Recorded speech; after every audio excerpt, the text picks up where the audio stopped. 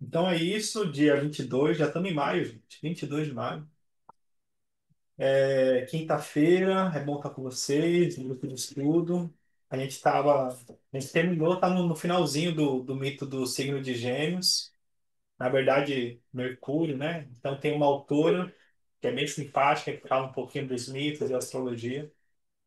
A gente lê um pouquinho, troca, né? Foi legal semana passada.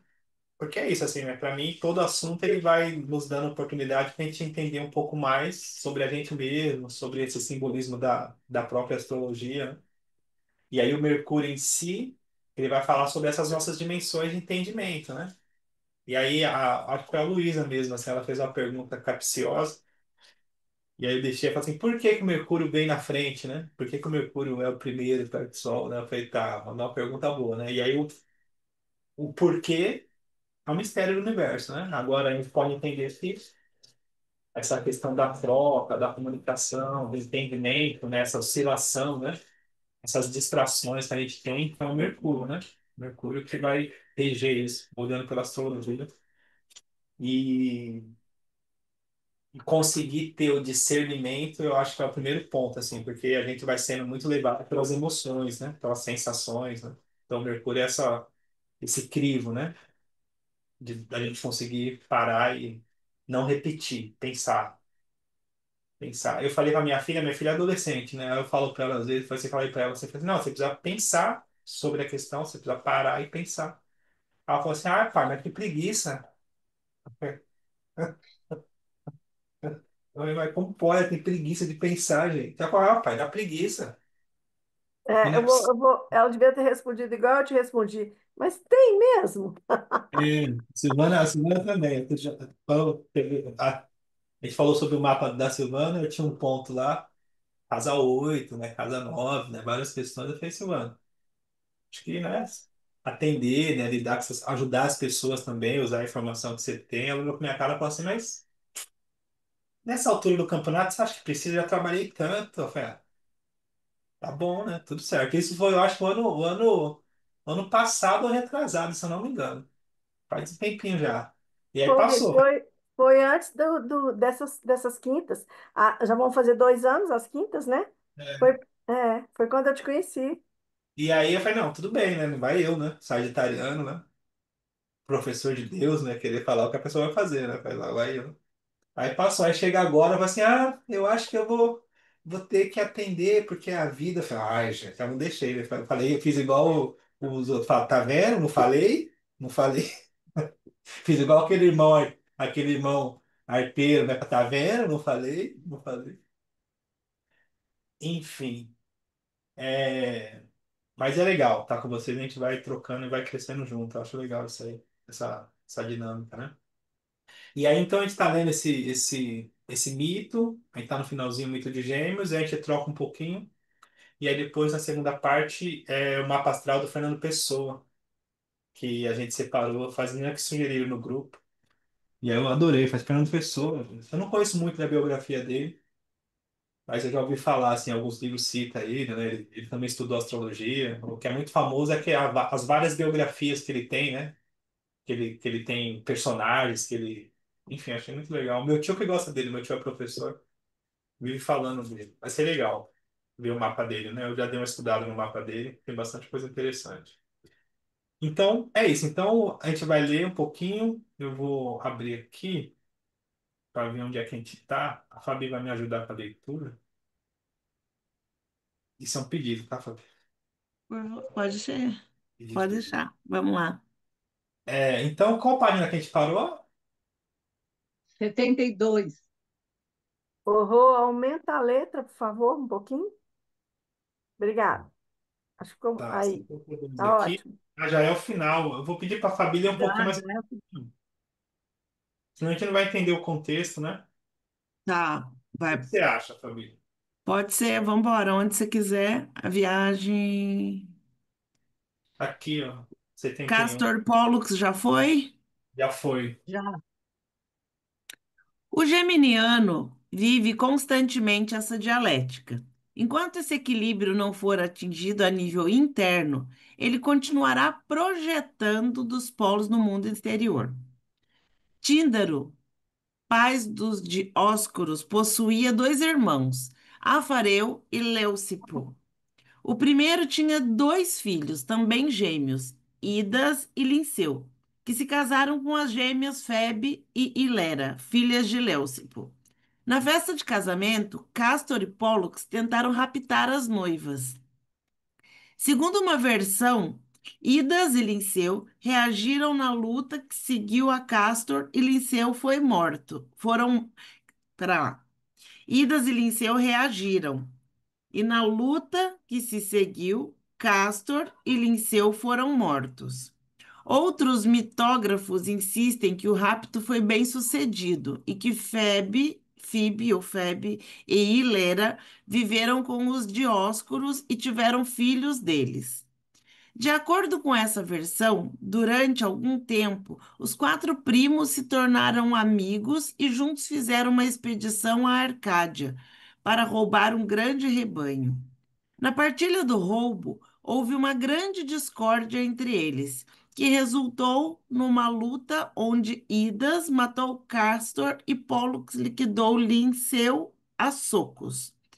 Zeus, tomando partido do filho, fulminou Idas com um raio e levou Pólux para o Olimpo. Os primos, parentes, vizinhos e companheiros de aventuras são representados na área do mapa astral regida por gêmeos. Pólux, desesperado, implorou ao pai que lhe destituísse de sua imortalidade, porque ele não conseguiria viver sem o irmão. Zeus ordenou Hermes que fosse aos Ínferos negociar com Hades para que Castor fosse liberado. Hades exigiu outra alma para ficar no seu lugar. Então, os Dioscuros receberam a permissão para alternar a imortalidade. Enquanto um deles estivesse no Olimpo, entre os deuses, o outro ficaria na terra dos mortos. Na troca de posições, eles teriam a chance de ficar um tempo juntos para trocar impressões. Na pequena sátira de Luciano, Apolo perguntou a Hermes: Mas por que razão nunca vemos juntos Castor e Pólux? É que eles, responde Hermes, são tão amigos um do outro que, quando o destino decretou que um deles tinha que morrer, apenas o outro seria imortal, resolveram repartir a imortalidade pelos dois. Não é lá muito prudente, Hermes. Desse modo, a que espécie de atividade útil poderiam eles dedicar-se? A mim cabe predizer o futuro. Esculápio cura as doenças. Tu és um bom mensageiro. E esses dois? Vão andar por aí a preguiçar durante todo o tempo? Por certo que não, estão a serviço de Poseidon e dedicam-se ao salvamento de todos os barcos que correm perigo. Ah, bem isso, bem. Isso já é alguma coisa. Congratulo-me por saber que assim é. Pode passar. Que texto difícil. Você achou? Não, não, é não difícil de compreensão, é difícil de leitura. A leitura é difícil. Ou minha leitura não está lá muita grande coisa hoje. O jeito jovial e descomprometido do geminiano muitas vezes causa a impressão de que eles não fazem nada sério, apenas curtem a vida. Mesmo aqueles geminianos mais dedicados ao trabalho e à carreira conseguem manter essa eterna jovialidade. Para perpetuar esse amor fraterno, Zeus eternizou-os na constelação de Gêmeos. Esse mito representa a eterna dualidade geminiana, o lado etéreo, divino, espiritualizado, em constante conflito com o racional, materialista e terreno. Os geminianos possuem uma fina capacidade para perceber o eterno, a espiritualidade, as outras dimensões e, ao mesmo tempo, possuem um intelecto aguçado, uma tendência a racionalizar tudo, que gera uma conflitante polaridade: intelecto versus emoções, consciente versus inconsciente, humano versus divino. Na medida que o geminiano consiga fazer as pontes entre seus dois lados, tornando-se intérprete, tradutor e o mensageiro, esse conflito ficará atenuado. Para tanto, ele precisa aceitar que sua composição é feita de dois polos e que coisas opostas não são necessariamente adversárias e nem mutuamente exclusivas. São partes do todo holístico que é a vida. E é isso que Gêmeos está, em última instância, procurando. Pode baixar, por favor?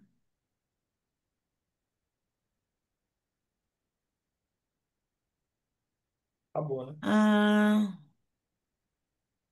Procurando. ai, que eu me perdi, não me diz de novo. Procurando e a integração procurando o quê? A integração do seu todo. E o que leva a percorrer a continuidade dos caminhos entre o céu e a terra.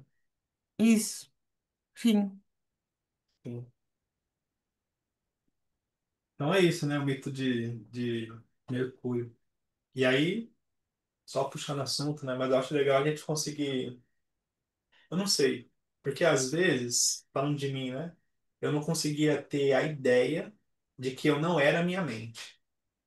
Primeiro, isso pra mim já foi um negócio assim, falei assim, gente, é isso, assim, eu não sou a minha mente, eu tenho uma mente.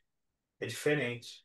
E aí isso parte um pouco do que a Ju falou no começo, né? A gente conseguir parar para se observar e conseguir se colocar no lugar de observador de si mesmo. Pode parecer simples, mas isso é um divisor de águas. Divisor de águas, a gente conseguir parar e se observar. E uma outra coisa que me chama a atenção também é isso, né? Que uma das questões, né, de Mercúrio é que o barco balança, né? É muita informação, é muita coisa. Então, os pensamentos, eles são rápidos, eles devaneiam, e a gente tem muitas possibilidades, ainda mais no mundo de hoje, né, com as informações rápidas, a internet e tal. E aí, uma necessidade de conseguir ter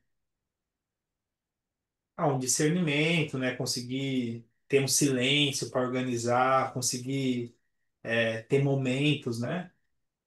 Porque a gente vai precisar mudar de ideia, mudar de pensamento, a gente vai precisar, entre as viagens, né?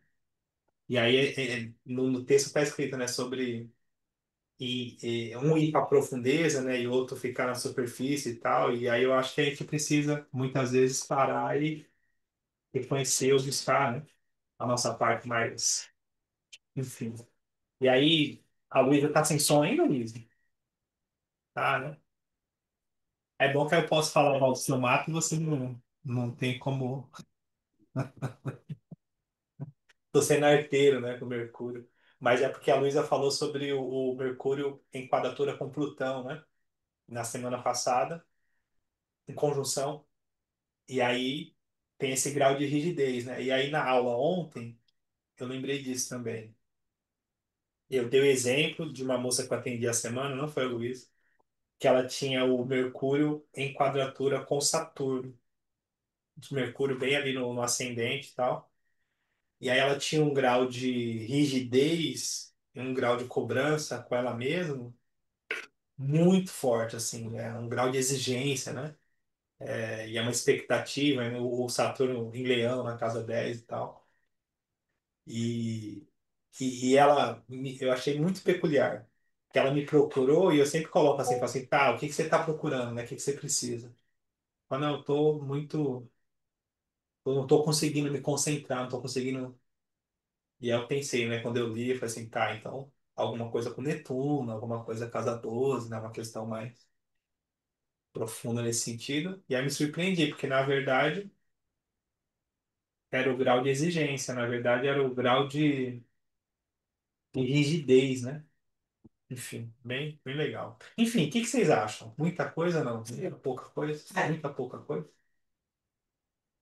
Silvana, quem me ajuda? Quem me ajuda? As Silvanas me ajuda a falar de Mercúrio. Ou a Ju, para falar de Mercúrio é a Ju, né, gente? Eu estava aqui pensando que o Mercúrio, o Gêmeos, né, ele pega as frutas ali que o touro plantou e vai para a feira vender, né? Então tem muito isso do Mercúrio ser muito negociador, né? de saber fazer essa troca, ele tem esse molejo. Eu tive um professor de astrologia que ele me chamava de trickster, né? Que é esse que tem essa sagacidade. Ele fala, você é muito rápida, que eu acho que tem a ver com Mercúrio de casa um, né? Mas aí outro dia eu estava ouvindo que o Mercúrio, ele é o Zé Pilintra, né? Achei interessante essa ideia. Que o Zé Pilintra é esse esperto, né? É esse malandro, né? É esse que tem essa jogada. E aí acho que combina muito com o Mercúrio, justo porque ele é o único que pode entrar no mundo de Hades, né? Justamente porque ele faz essa ponte entre o céu e a terra. E que, curiosamente, Íris é o feminino de Mercúrio, né? O nome Íris. E Íris vem do arco-íris, né? Também, que não deixa de ser essa ponte, né? Esse arco que liga duas coisas. Enfim, fiquei pensando aqui sobre isso agora, né? Que Mercúrio tem um. E outra coisa, né, que eu sempre observo: o Mercúrio, junto com Urano e com Plutão, são os únicos que têm os três elementos do símbolo no glifo, né? Ele tem a Lua, o Sol e a Cruz, né? Assim como Plutão, assim como Urano. Nenhum outro planeta tem. Então, e eu falo isso porque o Urano é visto como a oitava maior de Mercúrio, né? Então, se Mercúrio é essa coisa mental, Urano é esse insight que vem de um outro lugar, né? É como se fosse o Mercúrio amplificado. Acho Isso, e legal. agora eu também fiquei aqui viajando no meu, né? Que eu nunca tinha notado isso, olha que coisa maluca. O meu Mercúrio, ele faz trígono com Urano, e Urano está em Escorpião no meu mapa. E o meu Plutão está na casa 3. Então já tem um quê de Escorpião de novo, né? E esse Plutão da casa 3 também faz aspecto com Mercúrio. Então, cara, é muito obcecada mesmo eu às vezes, porque quando o Plutão ou um Mercúrio em Escorpião, né? Quando o Mercúrio tá um Mercúrio tá ali em Escorpião ou tá fazendo aspecto com Plutão, a pessoa fica com uma mente quase que obcecada mesmo, né, por algum assunto. Eu me reconheço assim um pouco. E muito investigativa. Eu, cara, até para comprar um shampoo, eu leio milhares de avaliações, eu pesquiso o que que tem na composição do shampoo. Eu sou muito boa para comprar qualquer coisa, porque você pode ter certeza que eu já investiguei tudo. E outra coisa que o Mercúrio com Plutão faz, ou um Mercúrio em Escorpião, né, ou um Plutão de casa 3 que eu noto muito, e não só comigo, não, eu peguei mapas de pessoas que eu reconheci isso. É assim, ó, sabe a pessoa sacar que aquela pessoa está utilizando, por exemplo, algo que não é genuíno, que ela está copiando? Esse Mercúrio, ele é tão investigativo que ele sabe aonde é a origem da história. Ele sabe quando o outro tá plagiando alguma coisa, por exemplo. Isso é uma outra coisa que eu vejo muito nessa qualidade mercurial, especialmente vinculada ou com casa 8 ou com Escorpião, ou com Plutão, enfim. Por enquanto, acho que é isso que me ocorre de falar. Acho legal. E aí você falou da rapidez, né? Porque se a gente for pensar nos aspectos, então o Mercúrio recebendo o aspecto de Marte, ele tem a questão da assertividade. Então, ele é muito assertivo e incisivo. Se a gente for pensar o Mercúrio recebendo aspecto de Júpiter, é a questão da mente brilhante, né? Então, Júpiter e Mercúrio, mente brilhante. A pessoa tem a expansividade e a perspicácia de alcançar isso. E se a gente for pensar em Mercúrio recebendo o aspecto de Saturno, então a pessoa tem essa coisa da resistência, né? Ela tem essa resistência mental, de profundidade, né? E aí, se for pensar em Urano, e aí em Urano também a mente brilhante, mas eu acho que mais uma dimensão futurista, né? É mais rápida, mais criativa, né? Não no sentido só de perceber, mas no sentido de já saber, intuir e estar na frente, nessa coisa mais. E é, tem um pouco da ansiedade também, que eu acho que o Mercúrio com Urano causa. justamente porque o Urano é esse raio, né? Essa explosão de ideias jogado dentro da mente, que é Mercúrio. Não sei se isso é comigo também, porque minha lua tá em Gêmeos, pode ser, mas eu, cara, se não fossem as mandalas na minha vida, é muita ansiedade. Agora eu como cogumelo, que me ajuda um pouco, mas eu sempre tive que usar alguma coisinha, sabe, para me aliviar, porque eu associo com isso, É, mas enfim, continue, para o Urano. mas eu acho que ansiedade tem mais a ver com a Lua. Tem mais a ver com a Lua.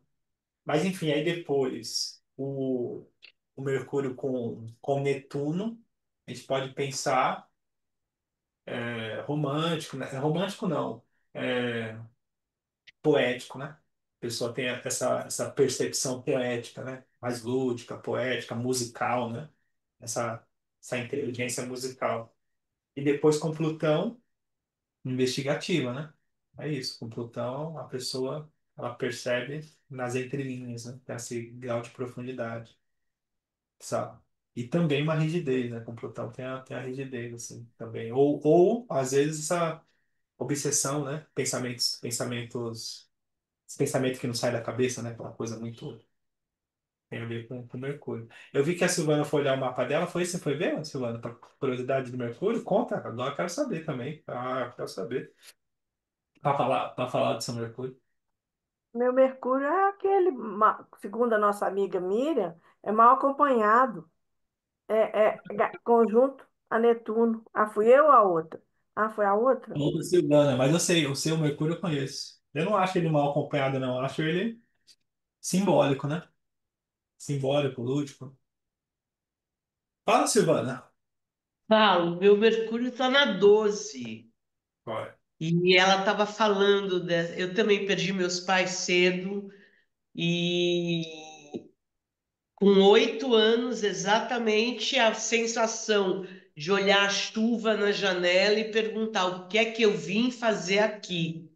Por que que eu vim para cá?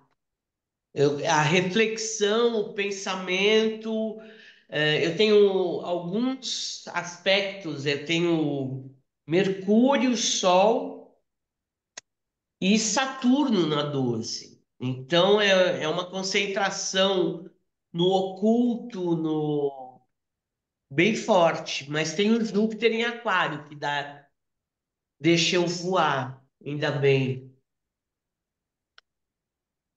E esse Mercúrio eu vejo assim, muitas vezes ele me confunde. Ontem, por exemplo, eu passei na casa de um amigo que não estava e eu voltei refletindo a sensação da energia que eu peguei ali na porta da casa, nem eu entrei.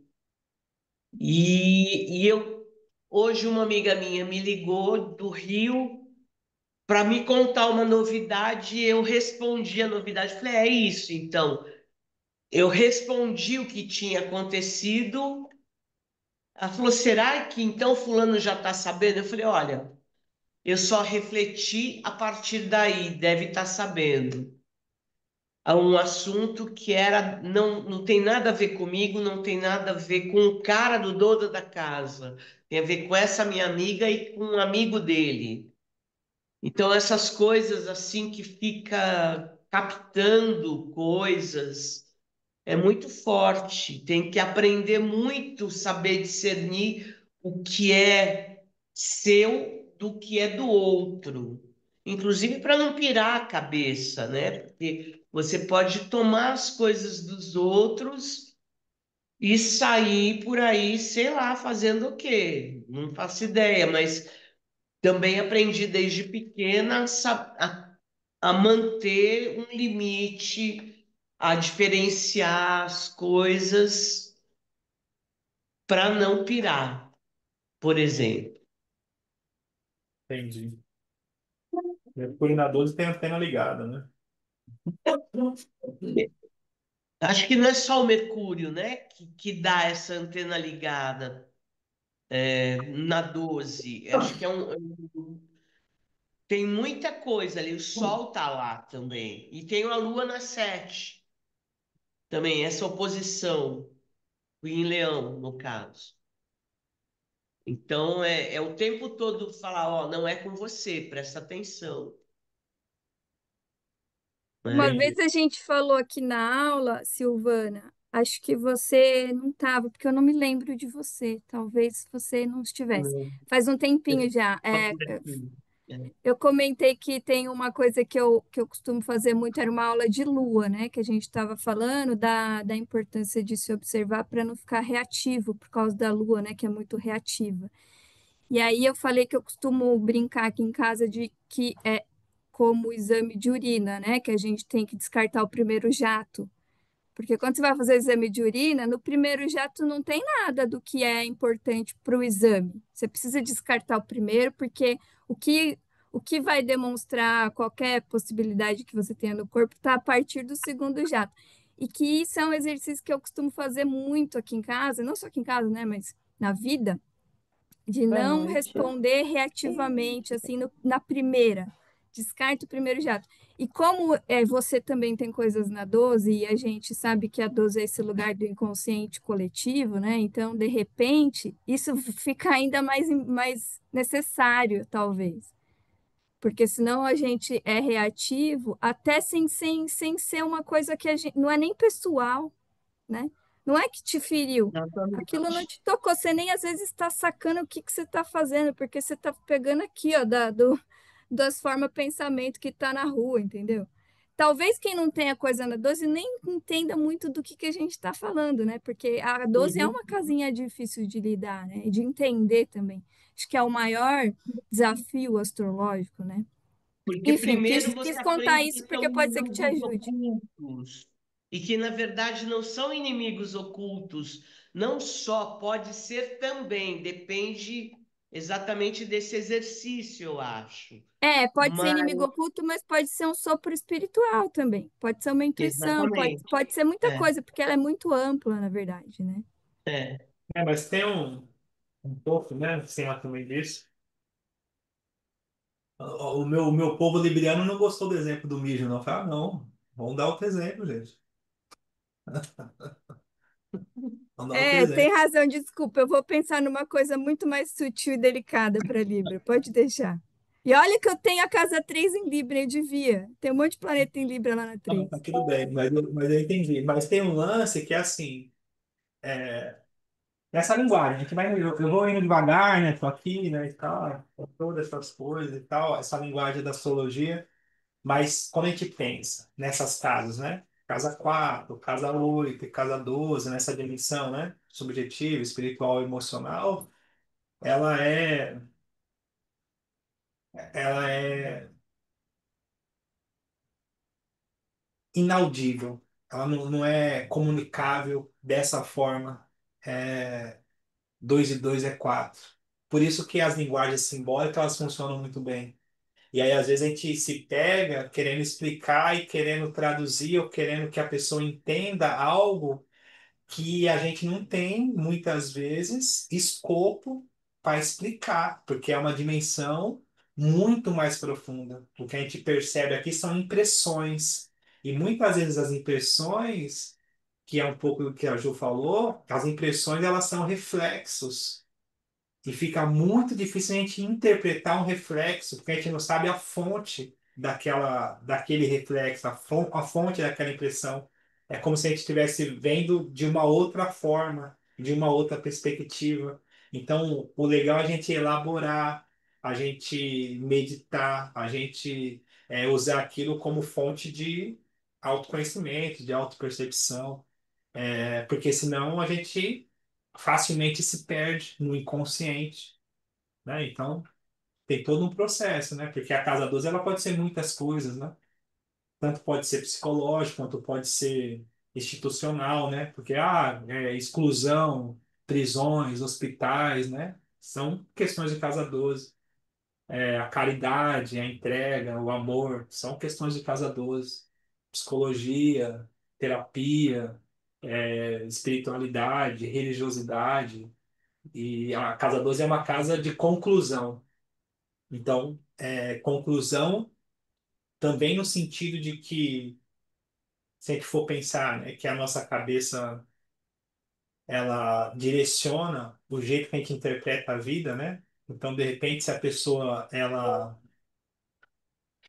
tem uma percepção da vida pessimista, ou persecutória, ou confusa, ou, enfim, ela vai acabar vivendo isso. Ela vai viver esse resultado desse inconsciente, que é também uma questão da casa 12. Então, para mudar esse processo, né, é um processo de autoconhecimento. Você vai precisar perceber, entender e mudar a frequência. Frequência também é uma palavra de cada 12, né? Mudar a frequência ou buscar uma outra frequência para que você viva um outro resultado, né? E aí, no caso, se você tem muita sensibilidade, naturalmente você precisa se preservar e buscar outros ares, né? Porque não adianta, né, cara? Tá produzindo a confusão e aí a Casa 12 faz isso, né? Então, aí mergulha nesse sentido de racionalização, né? E aí a pessoa está produzindo a confusão e ela quer racionalizar sobre a confusão, sendo que a própria racionalização sobre o que é a confusão é a prisão na confusão. E aí vira uma areia movediça, né? Porque ela quer explicar e ela vai aprofundando, e quer racionalizar e vai aprofundando. E quanto mais mexe, pior fica. E aí é um negócio, né?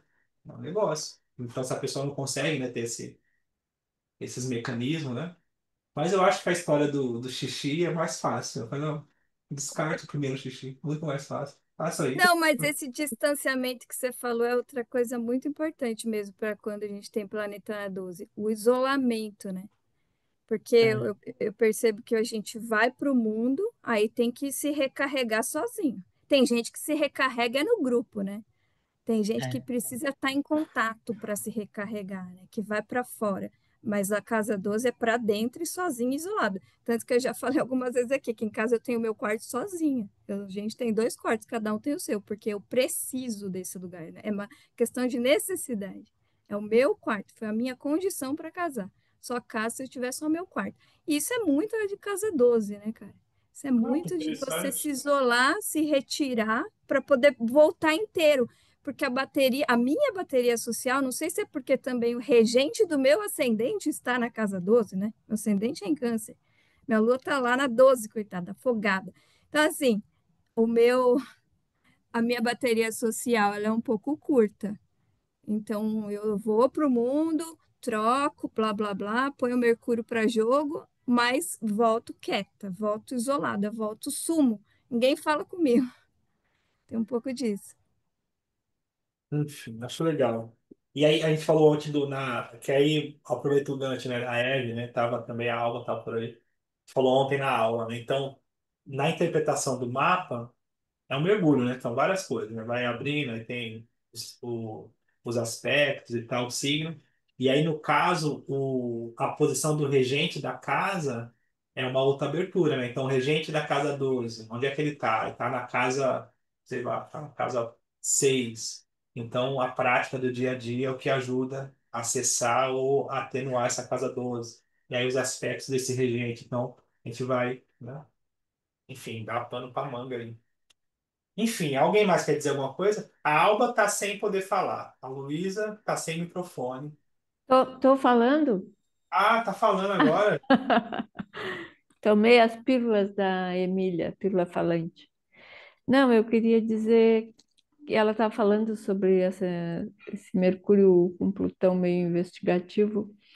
Eu tenho, né, Mercúrio conjunto com Plutão e às vezes eu acho assim que eu tenho facilidade de ver as intenções das pessoas, sabe?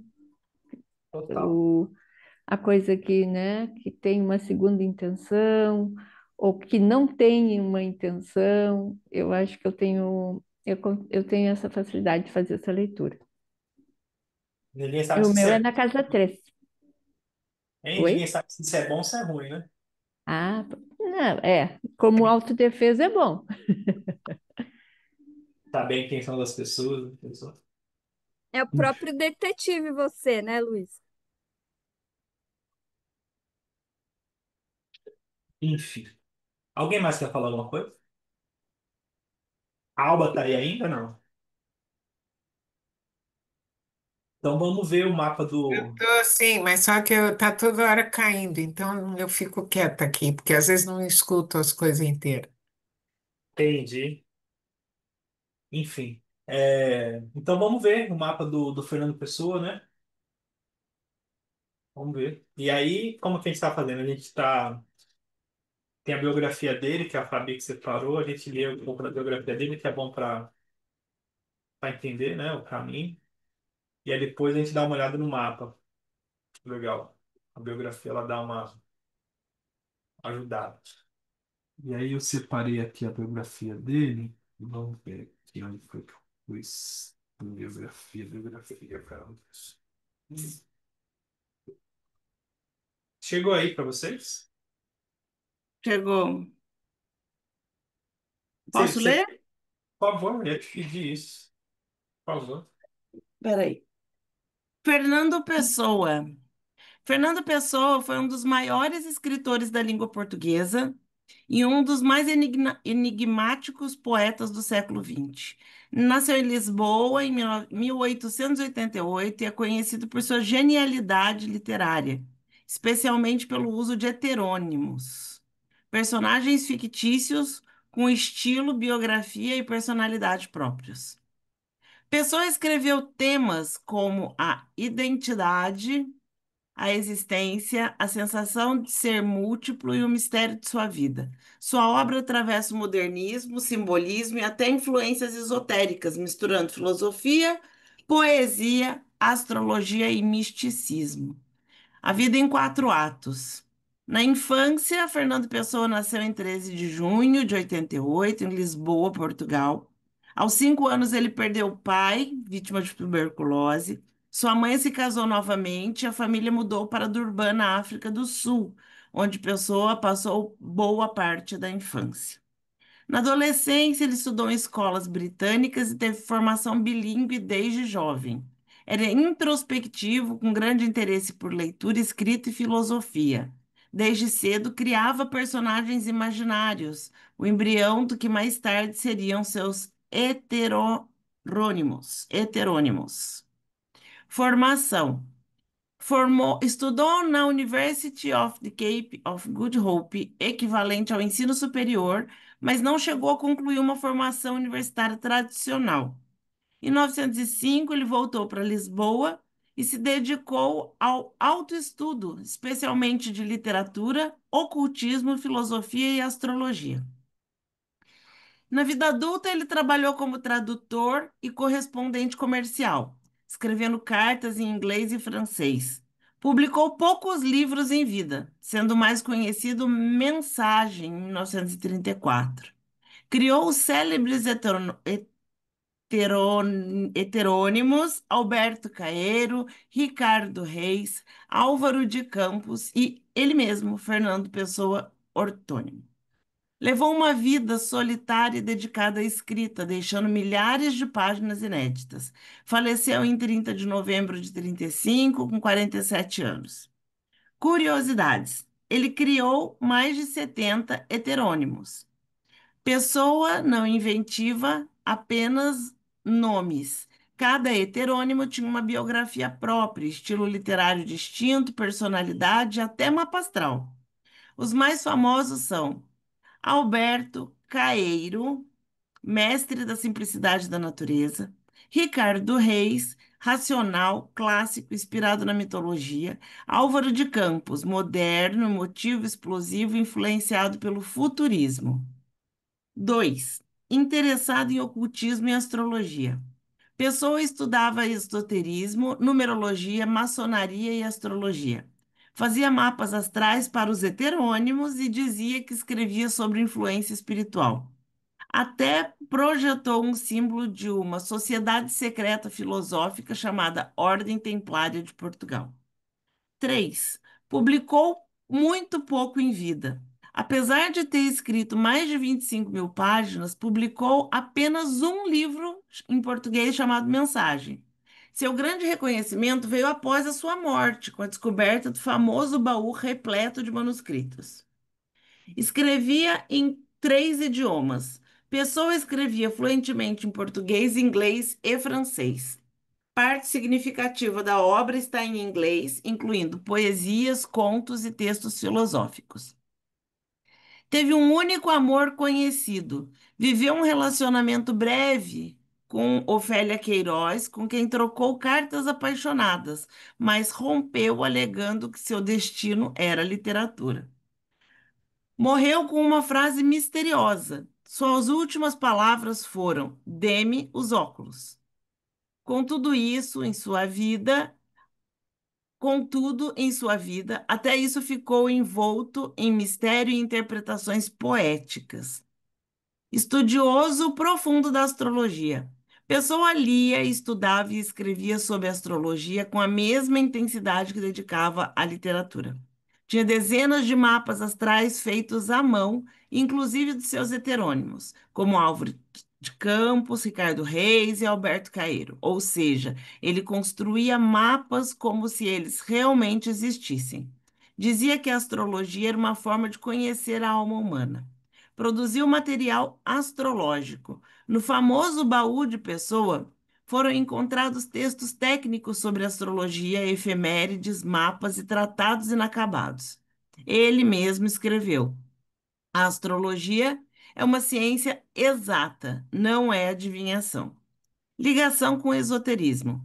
Pessoa também se interessava por ocultismo, numerologia, alquimia e teosofia. Chegou a criar uma proposta de ordem espiritual lusitana, inspirada nos templários, que unia filosofia, misticismo e astrologia.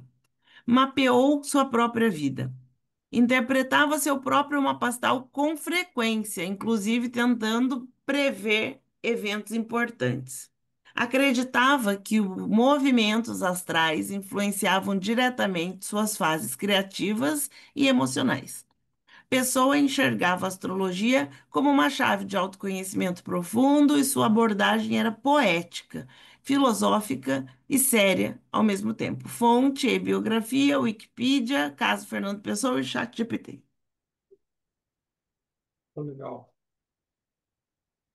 Obrigado, viu, Fabi? Então, Por nada. pessoa. Figura interessante, né? Bem interessante. Uma coisa que eu não sabia e que eu achei muito interessante foi ele só ter um livro publicado em vida. Foi reconhecido depois da morte, né? Fez Acontece, sucesso depois que morreu. enfim, vou colocar o mapa dele aqui.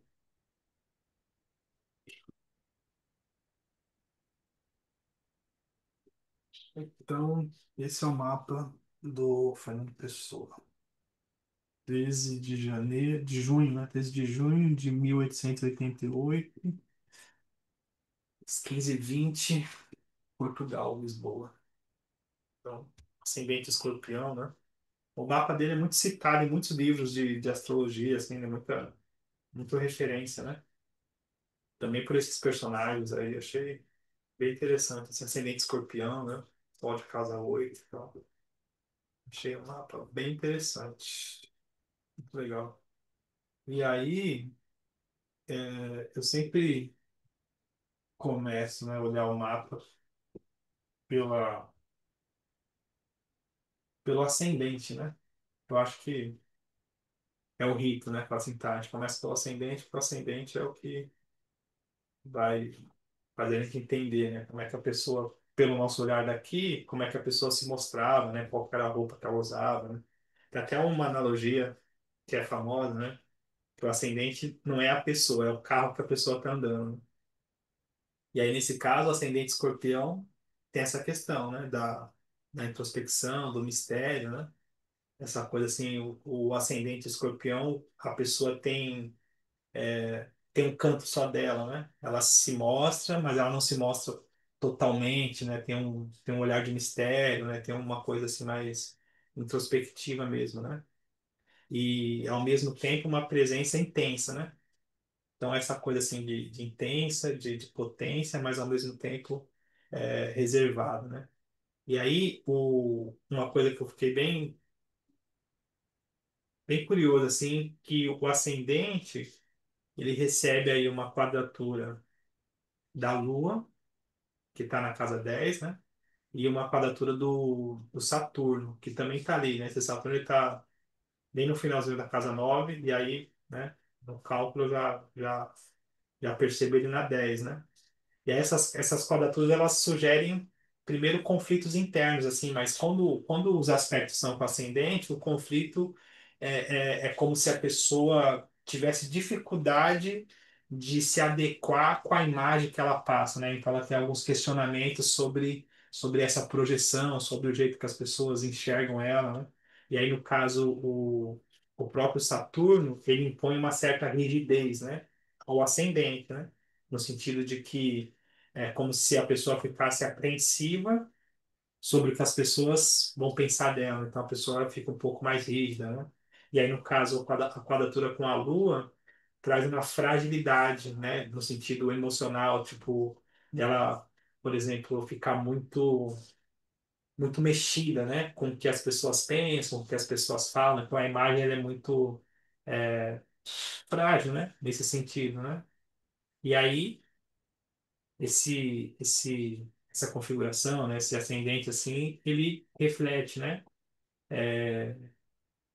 a dor também precoce, né, a perda do pai, né, não estava na biografia dele, mas ele teve a perda do pai precocemente, né, e aí, naturalmente, o silêncio, né, emocional vivido na infância, né, além da sua escolha, né, então isso também é uma condição de Saturno, né, e aí uma vida adulta mais solitária, né, também tem essa questão, né.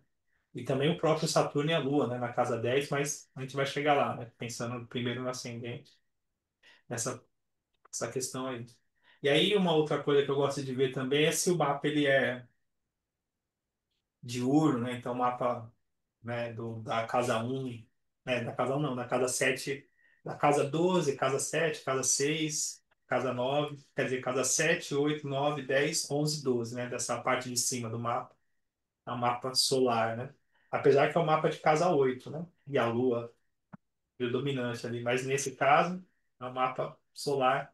E aí, cumprindo o rito, né, do nosso estudo, um Sol em Gêmeos, né, de casa 8. É, a casa 8 em si é uma casa de. Eu falo que a casa mais profunda do mapa, para mim, é a casa 8, que é a casa da dimensão humana, né? E aí, o signo de Gêmeos na casa 8 ele vai levar uma multiplicidade para essa intensidade. Então, ele multiplica nessas possibilidades, né? De entendimento, de percepções, né? E de questões, né? Com esse sentimento, com essas emoções, com a dimensão humana, né? Então, o Sol, ali na casa 8 é um Sol de intensidade, de profundidade, né? Enfim, é como se a pessoa tivesse um olhar, assim, mais psicológico, né? Mais simbólico, né?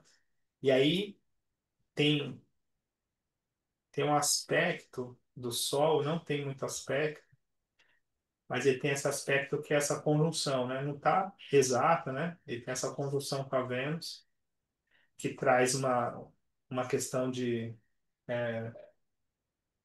não é beleza, assim, diretamente, assim, traz um encanto, traz uma simpatia, né? Acho que simpatia é uma boa palavra, né? O Sol em conjunção com a Vênus, né? Então tem uma simpatia, tem uma coisa, assim, de sedução, né? Também, né? E aí, nesse caso, na casa 8 eu acredito que marca o lirismo, né?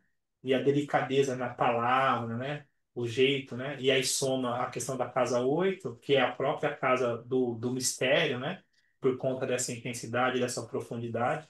E aí na biografia dele ficou muito evidente, né? O quanto ele gostava da questão do ocultismo, a própria astrologia, né? A teosofia, a ordem, as ordens iniciáticas, né? Então, essas são questões de casa 8 porque a pessoa tem esse olhar do oculto, que é um pouco do que eu falei no começo, né? Que é tipo assim, então não é uma coisa que a gente consegue explicar diretamente, mas é uma coisa que é real.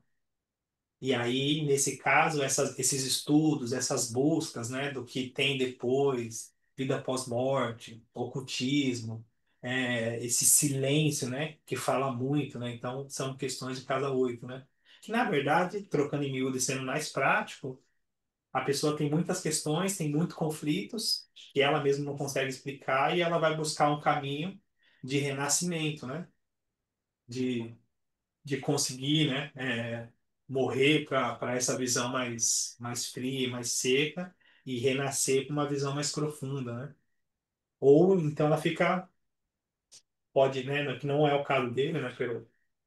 Pela biografia dele, mas então, se a pessoa de casa hoje ela não tem essa busca, ela fica muito rígida, né? Fica vivendo uma repetição de crises, né? Que na verdade as crises é já empurrando a pessoa para conseguir ter esse conhecimento maior. Enfim, causos, né? Da casa 8 essas questões aí. E aí, esse só em gêmeos, né? E com muita. Aí, essa questão da multiplicidade, né? Muitas questões, né? Então, só na biografia dele foram.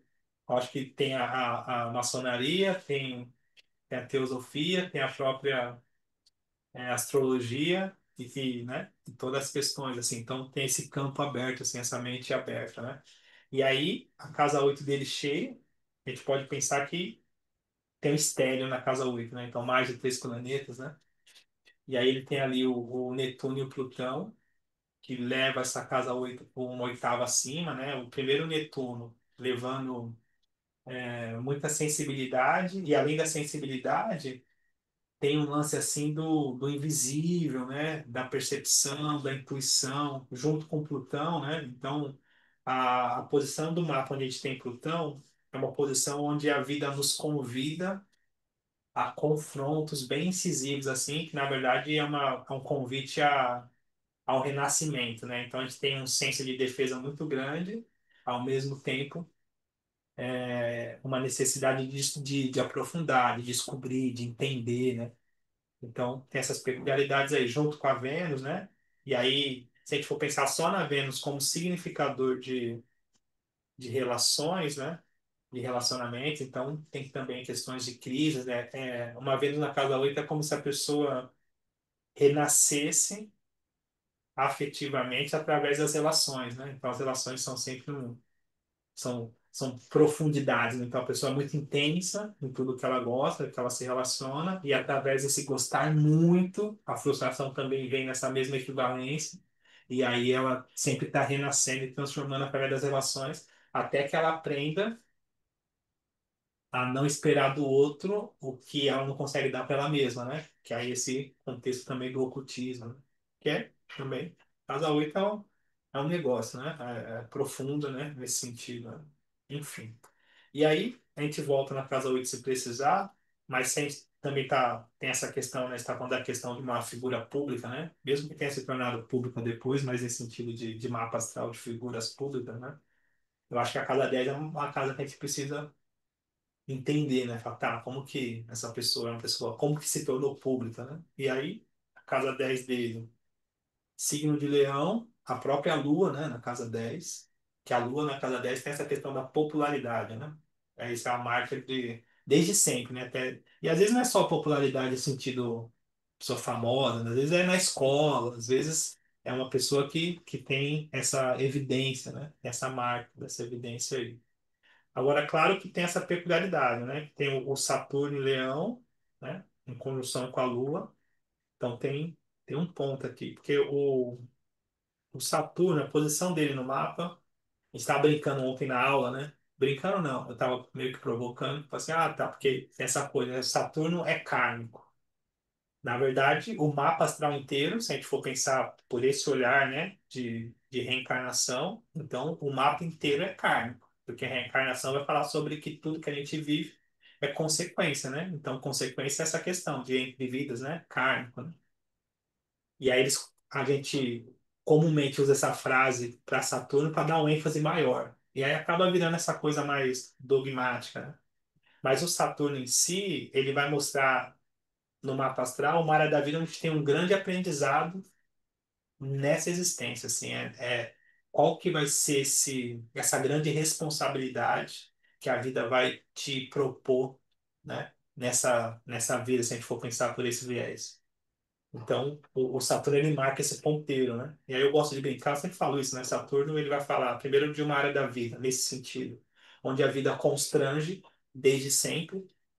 A vida entrega um constrangimento, né?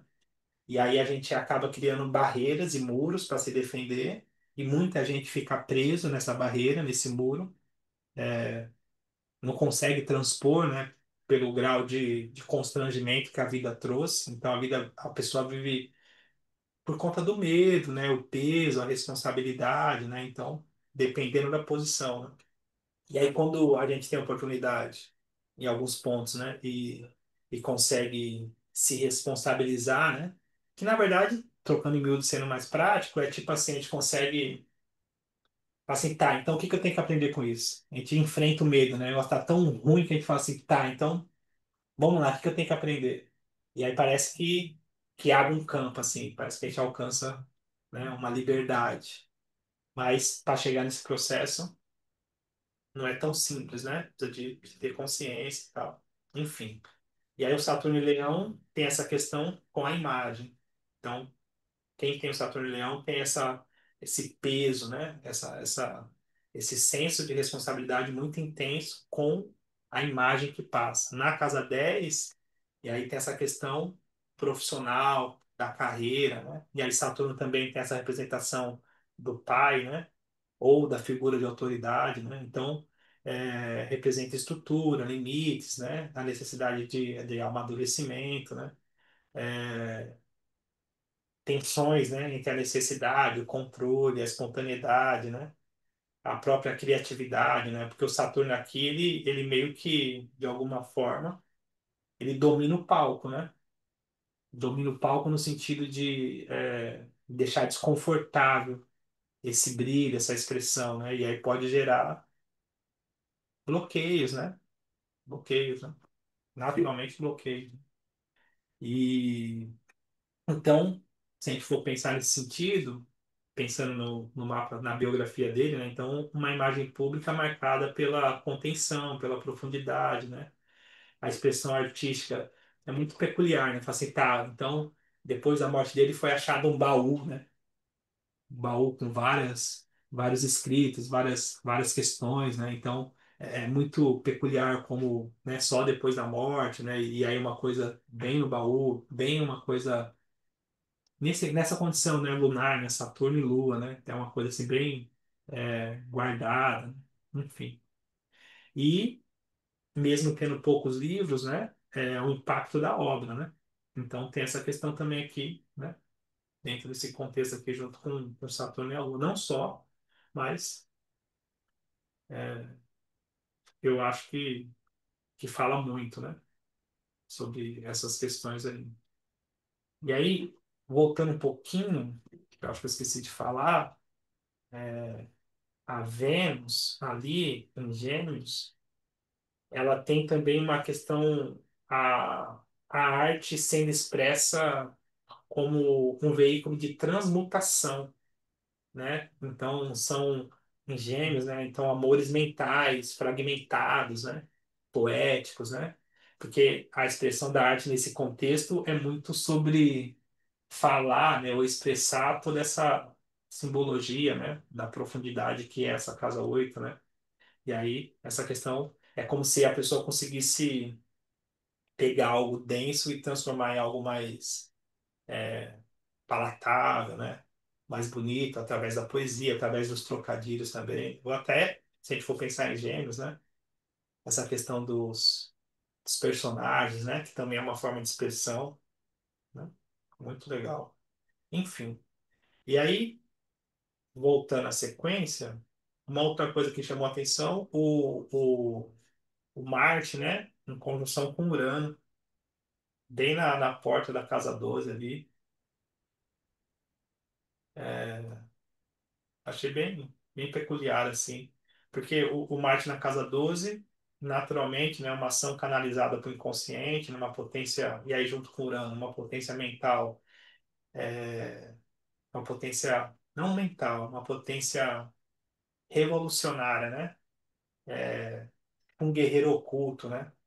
Então, explosões ao mesmo tempo que quebra padrões, né? Essa ação que quebra padrão, só que ao mesmo tempo contida, oculta, né?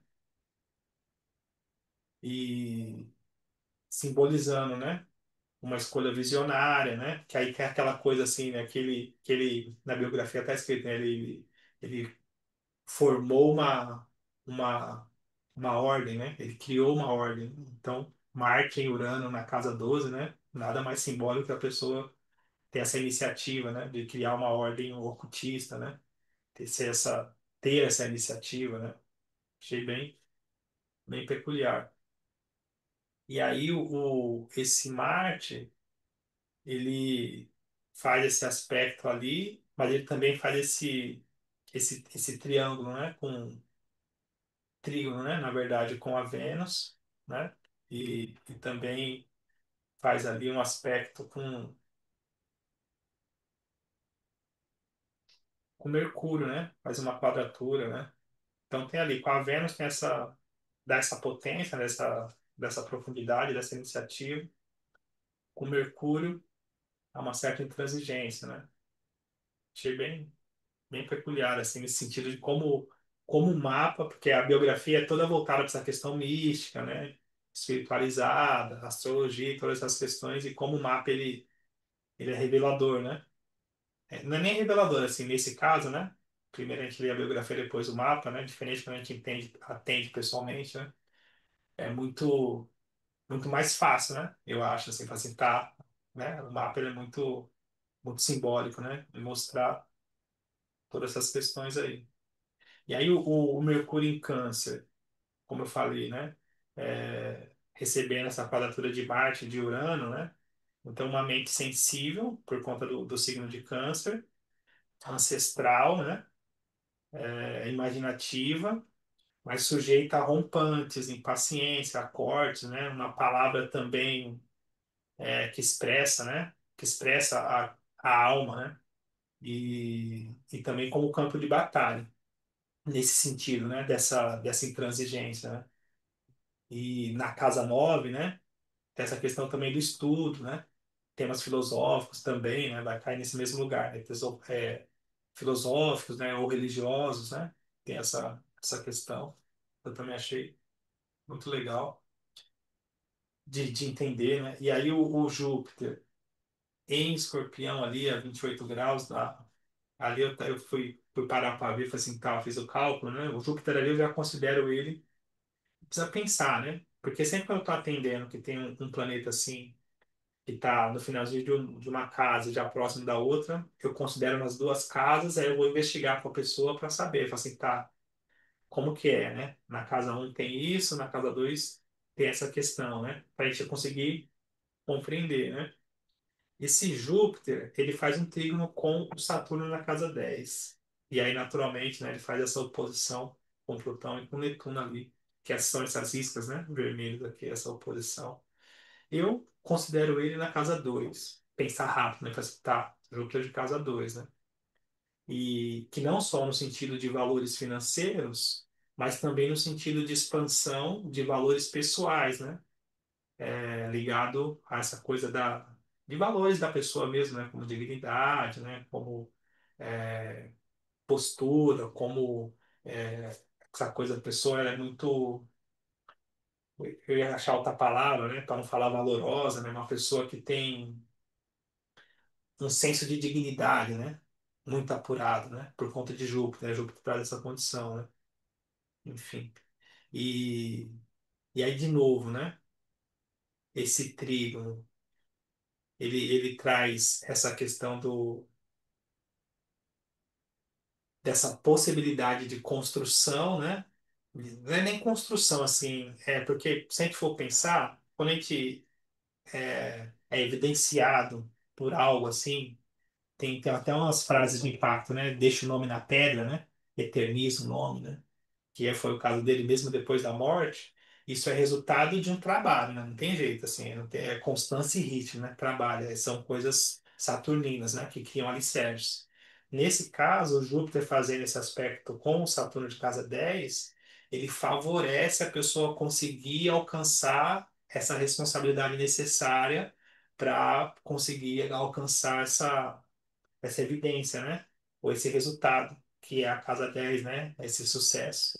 Claro, né? No caso ali, por conta da Lua também, eu acredito, tardio, né? Mas Enfim, tem essa questão aí. Agora, a oposição de Júpiter, ela vai mostrar tensões, né? Oposição é uma tensão. Agora, uma tensão de Plutão e Netuno na casa 8 pode pensar que a pessoa que é profunda demais, né? Perceptiva demais, então é como se não bastasse, né? Ganha essa evidência, né? Essa multiplica, né? Todas essas questões da casa 8 que a gente falou, né? Com esse Plutão, com esse Netuno, né? Então, a tensão de Júpiter é isso, né? Essa expansividade, né? Que dá mais trabalho para a pessoa lidar com toda aquela potência. Enfim. E aí uma outra questão que eu achei também, né? Que eu sempre gosto de olhar quando eu vejo o mapa, é a Lilith em Touro, que está ali na casa 7, né? Desejo por estabilidade nos vínculos, né? Mas também uma potência nas relações, assim, né? Quando eu vejo Lilith, eu penso numa palavra que ficou marcada para mim, a visceralidade. Então, um lugar onde tem a Lilith é um lugar de visceralidade. Visceralidade no sentido da gente não ser por menos. Então, a posição de Lilith, ela sempre mostra um lugar ou uma área da vida, pensando na casa, onde a gente ou é muito, né, aquela coisa assim de visceral no sentido de até faltar o ar, assim, né? Essa coisa assim muito. E aí muitas vezes a gente é tão visceral que tem dificuldade de controlar, né? E aí é um lugar onde a gente acaba ou ficando obsessivo, né? Repetitivo e num padrão às vezes até destrutivo, ou essa coisa, a Lilith representa assim, ou a visceralidade, ou também o distanciamento por conta de não conseguir lidar, né, com aquele grau de visceralidade, né? Tem essa peculiaridade aí. E aí, quando eu li na biografia, né, falei assim, tá, eu escolhi não, só teve um amor e eu escolhi, né, falei, não, nasci para literatura, né, e aí escolheu uma vida mais solitária, né, então a Lilith tem também essa peculiaridade aí, essa representação aí. E aí o Quiron, no tal Quiron, Quiron tá ali, né, na porta da casa 9, né, em Câncer. É, paradoxo, né? Que ele tem essas potências, né? E aí o Kiro, porque o Kiro ele vai falar de uma história de uma dor, que na verdade, sempre quando eu estou atendendo, eu vejo o Kiro e falo assim, tá, aqui você lembra de alguma coisa, alguma ferida, alguma dor que você passou sobre essa questão aqui, né? No caso da casa 9 é uma ferida com estudo, uma ferida com o que acredita, uma ferida com a percepção, né, de Deus ou religiosa, né, ou também pode ser uma ferida no sentido acadêmico, né. Então, na verdade, é uma frustração, é, a frustração, assim, sabe a dor do mestre, assim, de ter se debruçado, né, e de repente não era aquilo, né. E eu também acho que isso muitas vezes é um caminho dos poetas que se tornam sacerdotes, né? Porque nesse caso é como se a poesia ela fosse um lugar assim de confrontar, né? Algo que já estaria estabelecido, né? Então, se a gente for pensar, né? Ele é de 1888, né? Se hoje algumas coisas são rígidas, né? Naquele tempo, né? Era bem revolucionário, né? Pensar diferente, né? Então, Quira na Casa Nova essa peculiaridade aí. Darei perguntar para ele para entender, né? Falar assim, tá. Porque quando fala de dor, né, é uma coisa muito íntima, né? É um lugar de. Só que também tem uma questão, né? Eu já estava estudando Quiro. Tem uma questão que o Quirón, ele tá ali, depois de Saturno, se a gente for pensar, né? No nosso sistema solar, ele está depois de Saturno, né? Está entre Saturno e Urano. E, num sentido, né, simbólico. Então, Saturno é o limite da realidade, onde a gente acaba se conformando, né? E ali é aquela coisa, né, do que, enfim, às vezes cotidiano e tal. E às vezes o Quiro, ele é uma dor que a gente vai precisar ressignificar. E aí, através dessa jornada, né, de dar um novo significado para aquilo que fica espetando a gente acaba encontrando Urano, né? Encontrando a liberdade, né? Encontrando uma visão superior do mundo, encontrando a própria individualidade, a própria criatividade, né? Então, o Killer ele é sempre uma ponte nesse sentido, né? Através dessa dor, eu vou vasculhar e aí eu alcanço, né? Essa minha independência, né? Essa minha autenticidade, é uma boa palavra, né? E se a gente for pensar um quilo de casa 9 que vai ser ponte para um Urano de casa 12, né? E aí, é um caminho místico, né? Naturalmente seria um caminho místico, né? Nesse sentido, que a biografia dele falou bastante, né? Enfim. E aí depois, para ficar aquela coisa, né? Que cansativa, o Nó do Norte em Leão, ali 0 grau, né? E o nó do sul em Aquário. Acho que é isso, né? É isso. Leão e Aquário. E o nó do norte, casa 9. E o nó do sul, casa 3, né? E aí, é, nesse sentido, o nó do sul é um lugar onde a gente tem familiaridade, né? Brota, acontece. Assim, é fácil. Fala, nossa, nem sei como eu sei isso. Acontece. Casa 3, né? É, inteligência, comunicação, né? Essa coisa, né? Da troca, né? Enfim, é, da literatura, né? Nesse sentido também. E o norte é um lugar onde a gente precisa ter humildade. Humildade mesmo, assim. Que aí eu falo disso sempre, mas eu acho legal repetir, né? Porque tem alguns livros que falam assim, acho que foi só um livro que eu li que fala isso. Mas muitas pessoas acabam repetindo que você tem que largar o modo sul e ir pro norte. Eu acho largar uma palavra que não cabe assim, porque não tem como largar o moço. Não tem jeito assim, largar. Isso é seu. Na verdade, você precisa ter a humildade de não se acomodar no que você já sabe e ir buscar aprender algo que está escrito, né? Está nesse eixo, que vai te dar um crescimento, né? Então, é no sentido de fazer, tá, beleza, eu vou lá, né? Que no caso, na casa 9, né? É um lugar de prática, né? Que a diferença da casa 3 para a casa 9 nesse sentido de busca por conhecimento, que a casa 3 ela é muito mais teórica, né? Teórica no sentido literário, a fala, a troca, né? O estudo, né? Em si, a casa 9 é uma casa de prática, né? Por isso que também é uma casa que vai falar de filosofia e também de espiritualidade. Porque espiritualidade é prática, né? É um caminho, né? Então, essa coisa de pisar o chão, né? Então, tem essa peculiaridade aí. Eu acho também, achei, né? Que é bem legal nesse sentido aí, pensando no mapa astral dele, né? E aí, para a gente fechar, né, de síntese, né? O dispositor final do mapa dele, casa 12 é o próprio Marte, né? Que não está ali em domicílio, mas ele acabou sendo regente do ascendente, né? Também é regente do ascendente e na casa 12, né? O guerreiro oculto em conjunção com Marte, né? E aí ficou essa questão do ocultismo, né? Essa coisa de depois da morte, essa aparição e tal. Depois no cálculo, né? Ficou ali como regente ali. Regente não, né? Dispositor final, né?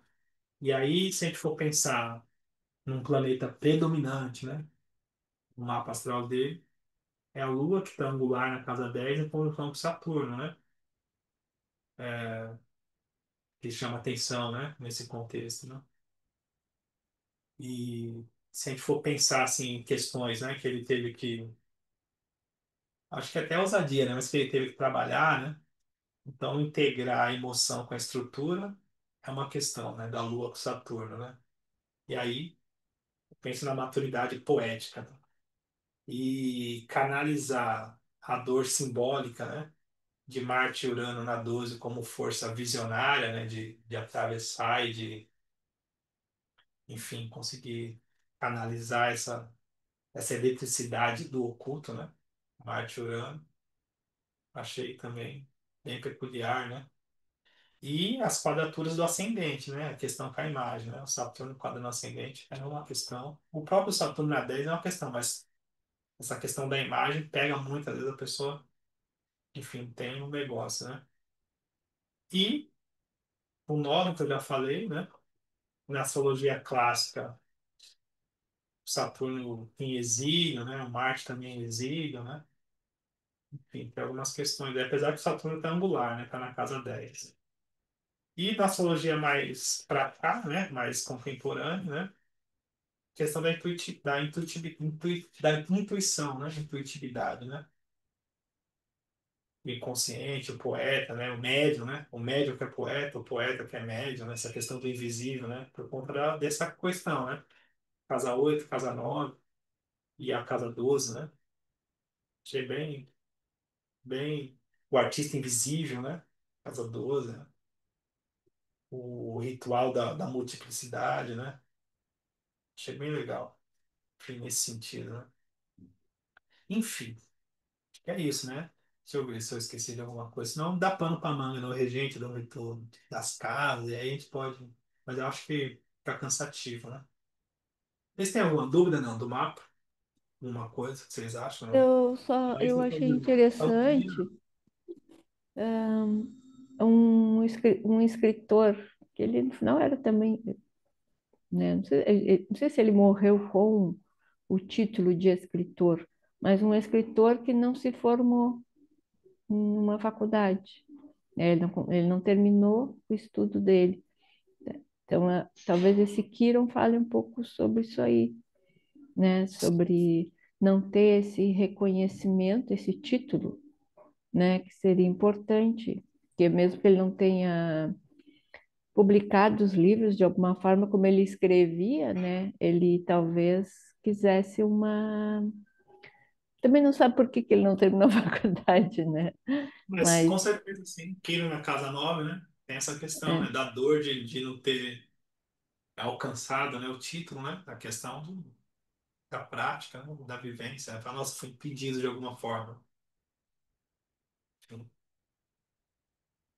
Mais alguém, não? Eu achei curioso que a Fabi, ela saiu agora, né? Ela tinha comentado que é interessante que ele só foi ficar famoso depois da morte. E quando eu fiz o curso de regências, já faz um tempo, mas a gente falou sobre a regência da casa 10 quando ela cai na 8 é um sucesso póstumo. A pessoa fica famosa pós-morte mesmo. E na dele é batata, né? Você vê que ele tem o leão na 10 e o sol na 8. Sim, E na época que a gente estudou sobre regências, a gente viu o mapa do Kafka, que também tinha a casa 10 em Escorpião e Marte na 8. E esses dias eu tô lendo a biografia do Van Gogh. O Van Gogh tem Capricórnio na 10 e Saturno na 8. E também ficou famoso depois, né? E o Kafka também. Então, assim, isso é muito interessante. Agora, eu anotei outra coisa aqui que eu tinha. Deixa eu ver o que eu tinha falado. Ah, da questão da imagem. Esse Quirón dele tá com conjunção Sol, será? não. Não tá, né? Porque ó, eu tava vendo que ele parece que ele criou esses heterônimos para se esconder, porque ele tem o regente, ou melhor, o ascendente no signo do que gosta de guardar segredo, né? Segredo da própria imagem. Aí o regente do ascendente está oculto na 12, que é Marte. E ele joga o Sol lá na 8. Inclusive, eu li uma vez que ele dizia que ele canalizava vozes. Por isso que chama heterônimo, não é pseudônimo. Porque pseudônimo é quando você dá nomes para você mesma, e o heterônimo é quando você dá nomes para identidades diferentes. Então ele dizia que o Alberto Caeiro, todos esses, não era ele não estava falando dele, tanto que ele criava o mapa astral deles, que inclusive os três tinha o Sol mercurial, porque o Alberto Caeiro era virginiano, o Reis era virginiano e o outro era geminiano. Curioso também, né? Porque ele é super mercurial, enfim, mas parece que ele estava querendo se ocultar, né? E ainda o Saturno quadrando o ascendente dele, parece que ele tinha uma dificuldade com a própria imagem mesmo, né? Assim, com a imagem tinha. Mas com esse Netuno, com esse Plutão na 8, né? Quem vai dizer que ele não ouvia, né? Exato. Quem vai dizer Pensei que no não ouvi? Plutão Ai, 8. que... E outra coisa que eu notei aqui. Ah, tá, que a Lilith dele, eu não tinha notado, você falou da Lilith, né? Que a Lilith ali na 7 e o dispositor dessa Lilith, que é a Vênus, está na 8 também. Então, você vê como ele era um cara desconfiado, né? Para ter relacionamento com alguém. Só que a libertação dele, como você bem falou, que depois de Quirón que vem a libertação de Urano, está no signo do outro. Talvez se ele tivesse permitido mais, né, nesse encontro pudesse ser, mas tinha muito medo, né, dessa entrega, porque tá na 12 Libra, enfim. Mas achei muito legal, muito interessante aqui, e muito legal a sua sacada de falar do baú, né? Tudo a ver o baú, né? E a Lua com Saturno, que é o próprio baú, né? As memórias guardadas ali. Achei Achei bem legal. sensacional Memória essa. cultura, né? Eu achei bem legal. É isso. Mais alguma dúvida? Não? Alguma coisa? Alguém quer falar? Eu acho que é isso, né? Fernando Pessoa. Muito legal. Então, boa noite. É bom estar com vocês sempre. Mais uma semana. Mais uma quinta-feira. Beijo, beijo, beijo. Beijos. Beijo, beijo, Tchau, beijo. Boa noite. beijos. Boa noite. Obrigado. Bom final de semana.